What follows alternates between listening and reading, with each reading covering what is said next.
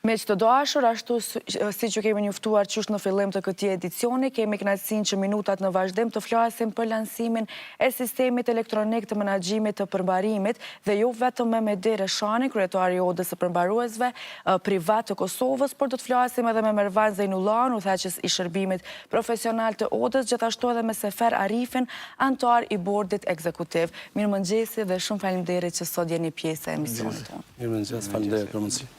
Kënaqësi që ju kemi në studio, edhe po filloj me kryetarin fillimisht. Zotri kryetar, dita e përmbarimit shon 1 dekadë të këtij sistemi. Për te anës festive, çfarë përfitimi konkret ka pasur qytetari dhe ekonomia e Kosovës nga krijimi i sistemit të përmbaruesve privat? Faleminderit. Siç dihet, është veç me 5 maj 2014 kanë filluar përmbaruesit e parë në Kosovë.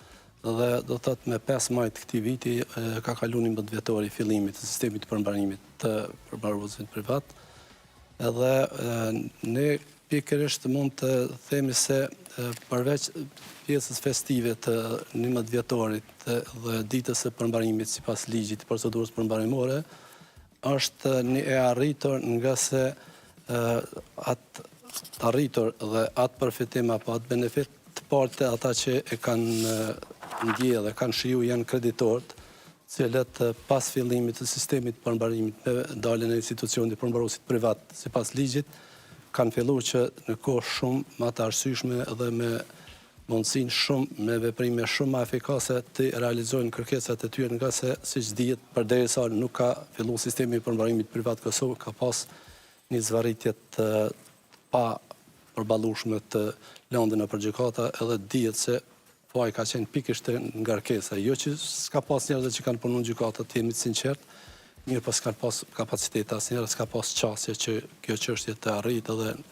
gjithmonë ngarkesa kryesore ka qenë te procedura përmbarimore, ku do të thotë sado që palët i kanë fituar drejtat e tyre, kanë pas vendimin gjyqësor, por realizimi i kërkesës së tyre ka qenë ajo pikërisht që ka qaluar dhe nuk ka pas mundësi ta realizojë drejtën e vetëdijshme. Kjo do të thotë është ajo ana kryesore që përveç anës festive, pikërisht është realizimi i kërkesave të kreditorëve, edhe çka në fakt i tillë sigurisht se ka ndikuar edhe në rritjen e nxitjen e investitorëve jashtëm, edhe në ramjen përfitimi kryesor ka qenë edhe te ramja e interesit të bankave, të kredive bankare, nga se do thotë ka pas një rezultat dhe një efektivitet shumë të fortë të çështja e veprimit, edhe sot me marrë krahasimi është dallimi tepër i madh i lëndëve të cilat shkojnë në përmbarim në krahasim me përpara derisa nuk kanë qenë përmbaruesit.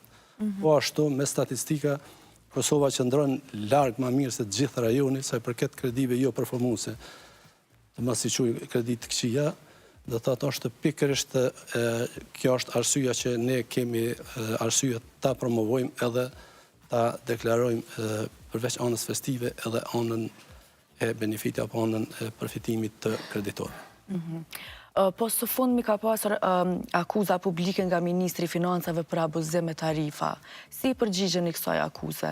Për këtë neve që kemi dhënë përgjigjen edhe publike, edhe është edhe në webfaqet e Odës, po edhe kemi deklaruar, kemi çuar në emision një reagim të tonin e keni pa besoj edhe në pikërisht në lajmet të asaj kohe, në koha vizion, ku aja nuk qëndron as pak, sepse përmbaruesit nuk kanë edhe pse edhe si ti keq përdorin në tarifat. Mirë po, për neve ka qenë e habitshme që spaku pa marrë një informacion bazë, një informacion fillestar të dilet me një deklarim tillë, kur dihet fort mirë se përmbaruesi i ka përveç ligjit me akt normativ të veçantë me udhëzimin administrativ të tarifave, i ka të rregulluar në çështjen e inkasimit për veprimet e veta dhe për shpërblimin e tij për punën cilën e kryen sipas dispozitave të ligjit për procedurën përmbarimore. Kështu që aty edhe nuk di pse ka nevojë më përmend, sepse përveç kësaj përmbaruesi ka obligim që përmes llogarisë të veçantë, që vetëm në llogari të veçantë kanë drejt ta kenë, çdo realizim i kërkesave bëhet përmes llogarisë bankës. Do thotë as të holla nga debitorët pare në dorë, cash që ti quajmë, nuk kanë drejt me marrë, por çdo pagesë shkohet përmes bankës. Edhe aty, përveç që s'kan interes, as kanë mundësi me ik, nuk kanë as arsye edhe jam lirisht i bindur me thonë që institucioni apo tatim paguesi më lehti kontrollueshëm dhe më i saktë dhe më i vetë kontrolluar është institucioni i zyrë përmbarimore, pasi që përmbaruesit sipas ligjit janë të detyruar të hapin edhe një biznes. Pra tarifat e përmbaruesve janë të kontrolluara.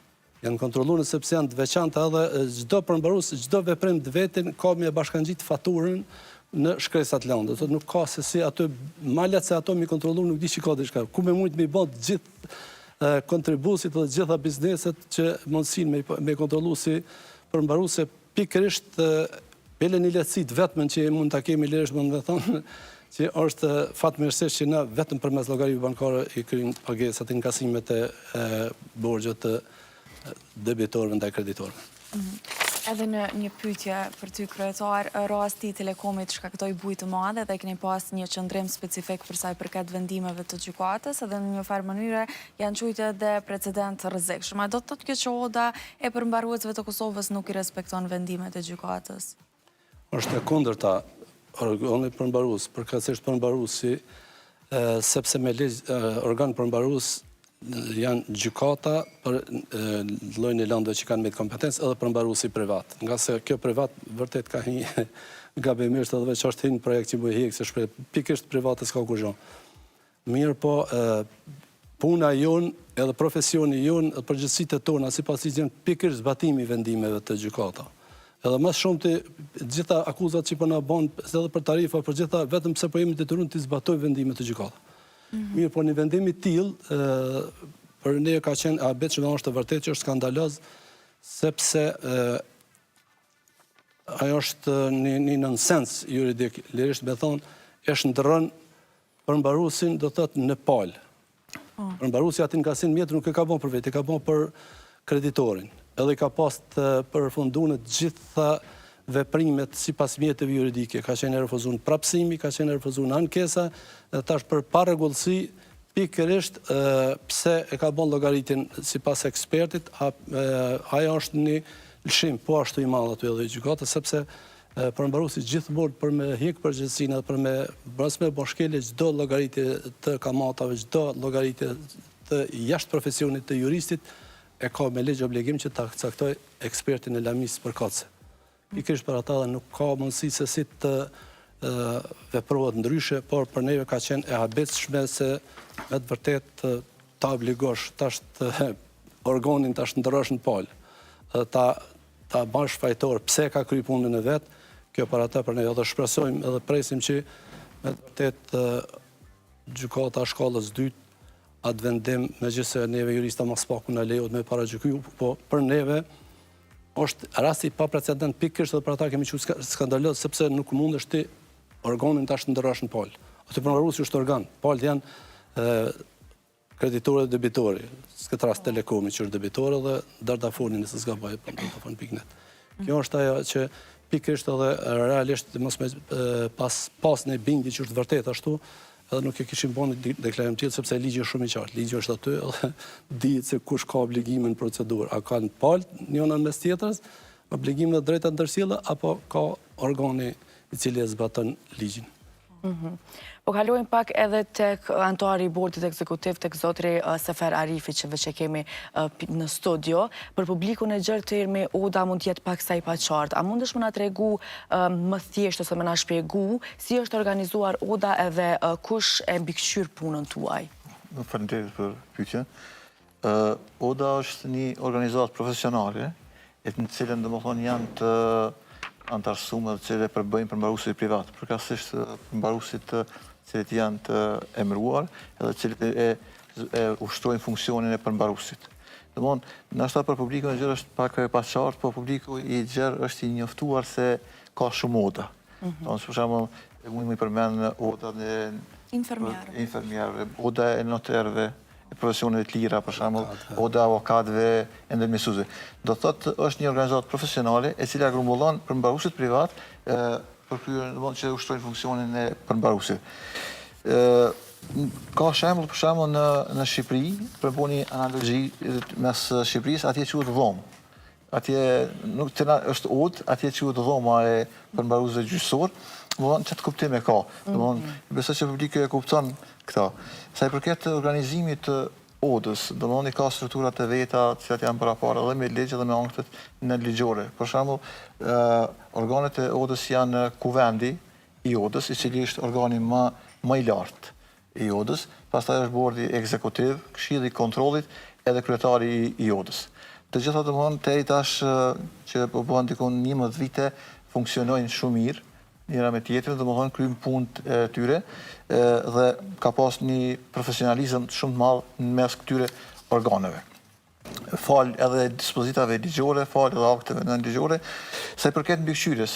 Nëse mendojmë se kush e mbikëqyr Odën, dihet që domethënë mbikëqyret nga Ministria e Drejtësisë, po nëse mendojmë se mbikëqyrja e përmbaruesve privat, atëherë këtu kemi në radhë parë përmbaruesit kanë një mbikëqyrje të jashtëzakonshme. Krahasuar me profesionet e tjera të lira ose profesionet tjera, përmbaruesit kanë kontroll të jashtëzakonshëm. Kur më them të jashtëzakonshëm, mendoj se mos pari puna e përmbaruesit kontrollohet nga gjykatat kompetente. Për shembull, palët në procedurë kanë të drejtë që të ushtrojnë mjete të rregullta juridike, si prapësimi që është apo kundërshtimi i farforme dhe ankesa, por ligji ka shkuar edhe më tutje, apo ligjdhënësi ka shkuar edhe më tutje, i ka dhënë drejtën e ankesas në parregullsi. Domthonë jemi të kontrolluar apo jemi të mbikëqyr puna jonë edhe nga gjykata. Po gjithashtu edhe nga Oda në baza vjetore, për shembull, ose në baza të ndryshme që ad hoc që mund të jenë, por edhe nga Ministria e Drejtësisë, e cila bën inspektimin e punës së përmbaruesve privat.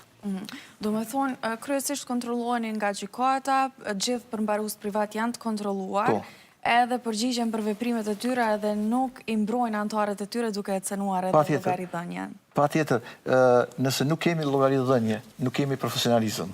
Ta kemi parasysh se llogaridhënia gjithmonë duhet të jetë. Na jemi të përkushtuar, edhe si anëtar i bordit, po edhe si kryetari këtu që është me ne, edhe gjithë anëtarët e bordit, po edhe organet e tjera që të gjithë përmbaruesit të japin llogaridhënie, të mbikëqyren, të kontrollohen, të inspektohen, sepse interesi i jon është mos ketë shkelc të ligjit, mos ketë shkelc të ndryshëm për nga anën e përmbaruesve, sepse me këtë e ruajmë edhe prestigjin, edhe dignitetin e përmbaruesit, kupton. Edhe pse jemi në Odë e vogël, nuk jemi Odë shumë e madhe si Oda tjera, që përbëjmë disa antar, po kështu do llogaridhënia të na është shumë e theksume, edhe sidomos mos harrojmë se edhe me ligjin e procedurës përmbarimore, po edhe me akte tjera nënligjore, si statuti, kodi i etikës, janë krejt kjo bazë ligjore e cila e formson, e cila e mbron dignitetin, e mbron domethënë përmbaruesin nga shkeljet e ndryshme. Llogaridhënia të na është shumë e madhe. Okej. Po kalojmë edhe tek zotri Zejnullahu, ju keni lansu sistemin elektronik të menaxhimit të lëndëve. Për një qytetar të thjeshtë, çfarë do të thotë kjo në praktik edhe si ndihmon ky sistem? Po, faleminderit për ftesën. Si çdo institucion tjetër i drejtësisë, ne edhe pse jemi themeluar më vonë se institucionet tjera, zakonisht digitalizimin e transparencës kemi kushtuar shumë rëndësi, ku prej fillimit, themelimit kemi qenë në kërkim të shtimit transparencës e digitalizimit.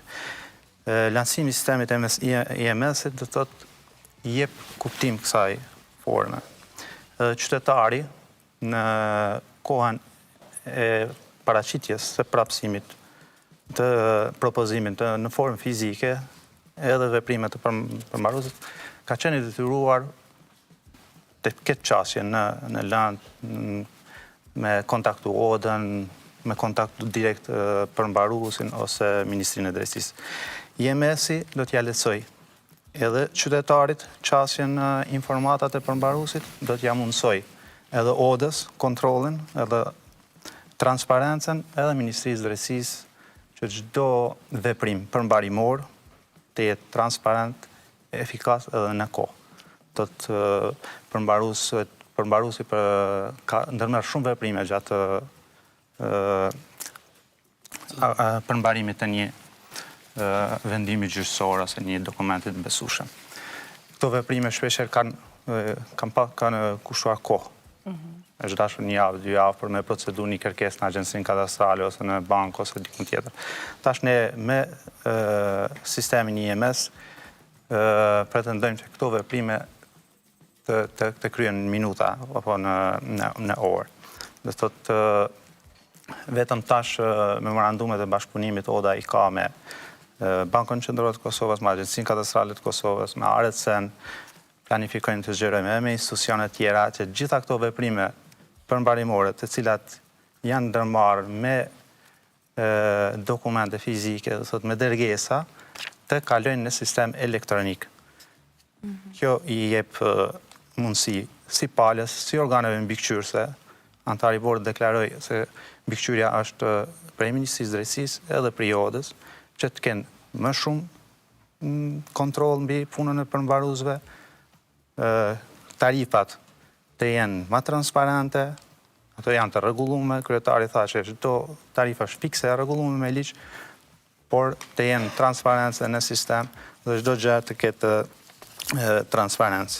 Dhe thotë edhe qasja të jetë e lehtësuar si nga organet mbikëqyrëse, gjithashtu edhe nga palet në procedurë, si kreditori, si debitori, të kenë një pasqyrë më të qartë asaj që ka ndërmarrën përmbaruesit. Unë themi që digitalizimi na e ka lehtësuar jetën shumë fusha, kështu që pse jo edhe këto me pas secili atlet punën zinxhir.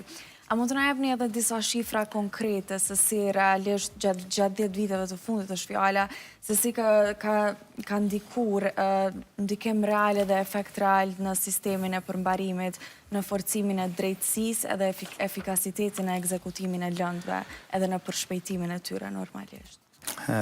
Natyrisht, vetëm harrova të theksoj më herët se për këtë do të falenderojmë natyrisht programin e USAID-it tash e ka përfunduar prej fillimit të funksionimit sistemit përmbarimit deri tash, do thotë ka ndihmuar përmbarimin, ka përkrahur edhe në krijimin dhe lansimin e IMS-it në bashkëpunim me Ministrinë e Drejtësisë, tash vazhdon edhe përmes ambasadës holandeze e cila ka marrë përsipër të dërgojë deri në fund këtë pjesë. Prej do të thotë kthehemi te pyetja me shifra konkrete. Kryetari tregoi se deri në 2014 lëndet e tilla janë ekzekutuar nga gjykatat. Do thotë kanë qenë gjykata dhe ka qenë pjesa më problematike që e kanë deklaruar edhe vetë gjykatat të çështjet e përmbarimit. Ka qenë një volumi shumë i madh i lëndeve të pa ekzekutuara. Pikërisht me fillimin e përmbaruesve privat, ligji ja ka mundësuar gjitha paleve që lëndet të cilat kanë qenë në gjykat mund t'i heqin dhe t'i dërgojnë të përmbaruesit pa kosto shtesë.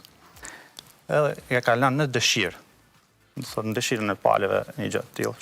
Do thotë mbi 80% të kreditorëve i kanë hequr lëndet dhe i kanë dërguar të përmbaruesit, dhe qysh në vitet e para vret një rritje e numrit të ekzekutimit të lëndeve dhe kthimit të borxheve tek kreditorët.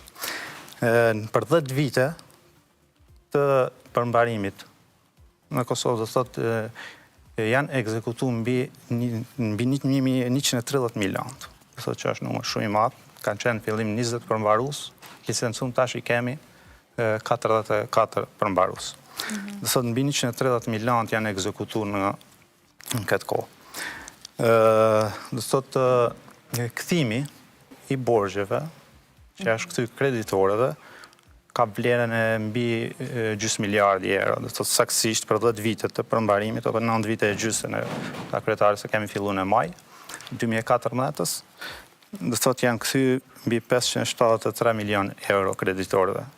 Do thotë që kjo ka ndikuar qysh në vitet e para të funksionimit të sistemit të përmbarimit. Do thotë janë deklarata zyrtare të Bankës Qendrore, të Bankës Botërore, që janë ullë normat e interesit 100%. Do thotë, deri në 2014 norma e interesit mesatare ka qenë 12%, e kamatave që është dhënë bizneseve edhe paleve. Do thotë, qysh në vitin 2015-2019 ka rënë 6%, tash e kemi normën mesatare në 5%. Pikërisht këtu, do thotë, ka ndikuar siguria që është rritur në dhënien e kredive, gjithashtu ka ndikuar edhe tek investitorët e jashtëm që të rriten investimet e jashtëm për shkak se siguria në ekzekutimin e vendimeve gjyqësore është më e madhe.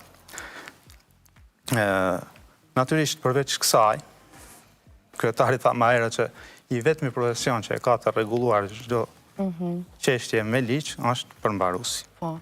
Do të thotë çdo tarifë është fikse, nuk jep mundësi të interpretimit. Është udhëzimi për tarifa, janë fikse. Mirë tash e kem vënë një analizë të thjeshtë që me uljen e tarifave që është bërë në vitin 2022, që Oda ka kundërshtuar jashtëzakonisht shumë, thotë Kosova qëndron në nivelin më të ulët, do të thotë për 40% i ka tarifat e përmbarimit më të ulta se Shqipëria dhe Malizi, për 20% më të ulta se Maqedonia. Do thotë janë komplet këto pretendime janë të pavërteta se tarifat e përmbaruese janë e larta, çu ka interpretuar ministri. Përveç kësaj, do të thotë përmbaruesit të zyrët përmbarimore janë të punësuar rreth 200 punëtor, të cilët do të thotë ka përveç shtimit numrit të vendeve të punës në mënyrë indirekte me krijimin e sigurisë juridike që është në kthimin e borxheve, edhe zyrat përmbarimore thotë kanë të punësuar mbi 200 punëtor. Për 10 vite kam paguar mbi 20 milion euro tatime në formë të tatime të vëshës, tatimeve në fitim, tatimeve tjera nga qirat për paga e tjera. Zotri Reshani, duke parë përpara, cili është vizioni juaj për sistemin e përmbarimit në 5 vitet e ardhshme, edhe çfarë përmirësimesh mundet me prit qytetarët kështu në pika të shkurta, sepse kaq na mjafton koha? Faleminderit, vetëm desha një shtesë dhe një plotësim te kolegu Sefer për sa i përket mbikëqyrjes, do të thotë ligji është aq i favorshëm që neve na ban më mirë që te mbikëqyrja e ankesave që kanë palë për parregullsi, do të thotë ajo është gjatë gjithë procedurës përmbarimore, po la në afat për 7 ditë e ka drejtën e ankesës, dhe gjykata ligji e obligon që merrna 3 ditë me vendosë për atë ankesë. Thotë vetëm ata desha ta theksoj për publikin që thjesht ajo niveli i lartë i sigurisë është kjo. Ndërsa sa i përket pyetjes që ju falenderoj për vizionin për të ardhmen, vizioni ynë është që sa më shumë që të jetë e mundur të avancojmë edhe përveç digitalizimit të shkojmë në avancimin edhe të ligjit, edhe të akteve tjera normative, edhe të kompletimit të infrastrukturës ligjore që të jetë sa më e përshtatshme si për mbikëqyrje, si për profesionalizëm, si për llogaridhënie, si për gjitha, sepse ajo mas pari na ndikon në njëmi të interesuar imazhin tonë të rregullojmë edhe ta bindim qytetarin, që qytetarit të bindet se nuk është përmbaruesi organ siç e mundohen disa ta paraqesin apo ta krijojnë një imazh për të përmes deklarimeve të pavërteta se përmbaruesit janë njerëz që nuk i kanë parasysh ankesat të parë, unë garantoj me çka do që asnjë institucion, as zyrët që i kanë të institucionet aspektit social që janë, nuk janë më të mishërune edhe më të ballafaqune më shumë me drejtat edhe me obligime edhe me nevojat e qytetarëve, që thjesht sepse ne ballafaqohemi me ta, ne çdo në baza ditore çdo ditë kemi me ta palë, cilëve në përpiqemi me çdo kusht të hapim mundësit sa më të vogla, sa më të përballueshme që të kryejnë obligimet e veta. Kemi pas raste, besëm në që mbi 4 vite ka 10 euro palës me ja mundësu pagesën, edhe ata jemi detyruar shka përjashtimisht që neve ligjin obligon veç llogari, vetëm për mja kursy një euro çdo muaj këst e moshunë një zojë, një plak, jemi detyruar mja marrë, mja pranu në zyra ato, që s'pako mos me prit në rënë bankë dhe mos me kushtu se çdo 10 këste, veç një këst i shkojke për ata edhe pikërisht për me ja pështu që atë provizion, mbi 4 vite ka zgjatë aja, kemi bërë përjashtim pikërisht pse s'kemi pas mundësi dhe s'kena mujtë me parë në atë formë, në atë situatë që s'pako që ata kemi mundësi, nuk ka zyre përmbarimore, dhe sot që s'ka pas rast, me disa raste, që ti thot zyrtarit vetë, t'ja e parët të gatshme, shko, bane që të pagesë në emën të ti debitori, kërë kemi parë internetina, edhe njeftone që nuk ka nevojë të paguaj, sepse gjoja e kanë falë, ose s'kemi dasht as me ngushtu në atë aspekt. Kështu që thjesht fokusi ynë është që sa më shumë ky profesion të profesionalizohet, sa më tepër të pajiset me ligjit sa më shumë, sepse ligji çdo fillim ka vështirësitë e veta. Ligji në fillim kur ka dalë 2013 ka hyrë fuqi, kur kemi filluar 2014 i ka pas do gabime që ne ka shkaktuar të lashë, jemi detyruar me ndërhy në mënyrë anësore. Kryetari i Gjykatës Supreme ka pas ndërhy pikërisht për me evitu dëshkele që mos me varrit edhe mos me mujt me pas gabime në procedurë. Dr. Reshani, faleminderit shumë për përgjigjen edhe faleminderit që të treve për intervistën dhe për informacionet që na i dhat neve dhe shikuesve tonë. Shumë faleminderit. Faleminderit shumë, ishte kënaqësi dhe falenderojmë për mundësinë. Shumë kënaqësi edhe për ne. Si edhe për neve.